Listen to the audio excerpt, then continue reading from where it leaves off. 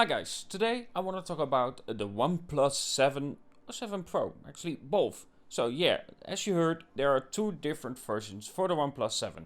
We have the OnePlus 7 normal and then of course the OnePlus 7 Pro. Now there are some differences between the two in terms of designs, but also in terms of internals. Some of it is rumored and some of it is pretty much confirmed. Now let's start with what we can pretty much confirm, and that is that it will have a Snapdragon 855 inside for both versions. It will also of course have the 4G version for both of them, but there will also be a OnePlus 7 Pro version with 5G capabilities provided by Qualcomm of course.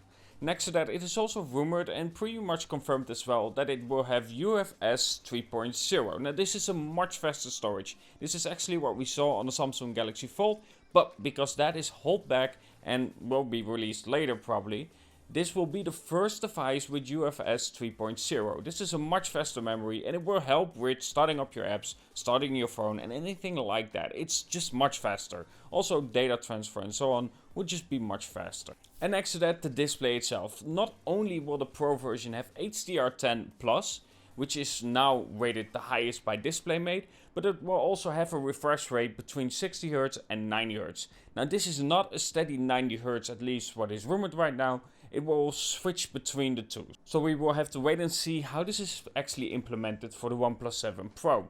The OnePlus 7 is rumored to just have the same display pretty much as the previous OnePlus 6T. And this will also include the teardrop notch that we've seen on the OnePlus 6T.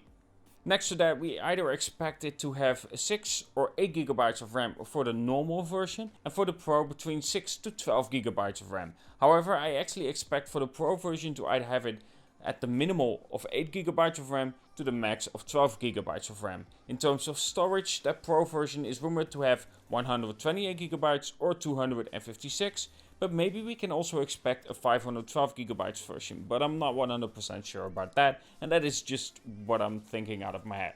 And for the OnePlus 7, we expect it to have either 128 GB of RAM or 256 GB of RAM.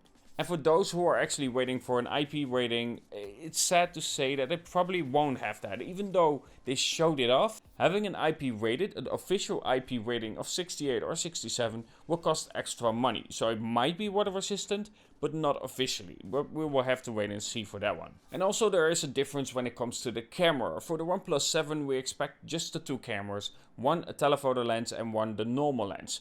For the OnePlus 7 Pro we expect 3 cameras. It's pretty much confirmed and we can see the leaks, and also OnePlus 7 also showed like a drawn design, I guess you can say, where it also shows the 3 cameras. But the OnePlus 7 Pro will feature 3 cameras. Now of course again that one will have the normal, the telephoto, but also including a wide angle lens.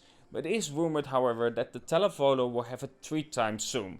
I'm not 100% sure about this, but we'll have to wait and see for that one, I guess. But there is also something that OnePlus 7 is testing out when it comes to the pricing. Now it seems that the OnePlus 7 will cost more than the base version of what we actually had with the OnePlus 6T. Now this is natural evolution when it comes to a phone brand that starts low and then slowly creeps up the pricing. It is actually rumored that the normal OnePlus 7 will cost about $649. And the Pro version is rumored to be around 650 euros. Now, there isn't any information about the dollar price of it because they fluctuate in pricing when it comes to the US market and Europe itself. Heck, even in the UK, which is quite close to Europe and they are still somewhat a part of it. Anyway, that's all different mess we can talk about. Anyway, the prices for them is also quite different because that one is £800. If I would translate that to euros, that would be over 900 euros for that phone. But honestly, that is something you shouldn't do because then if you translate that to dollars, then it will be over $1,000. And I highly doubt that OnePlus would actually price it like that for the US market.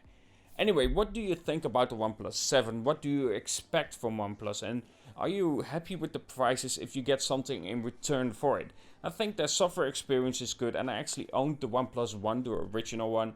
And I think in terms of pricing, it's a natural evolution, but I'm not 100% sure that you can actually sell that to the original users and to the market right now.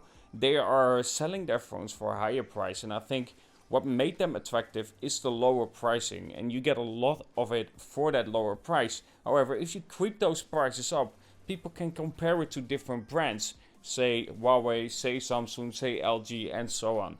So I'm wondering if this is a smart move or not. And the Pro version, like I said, is probably there to see, okay, how do people react to a high price?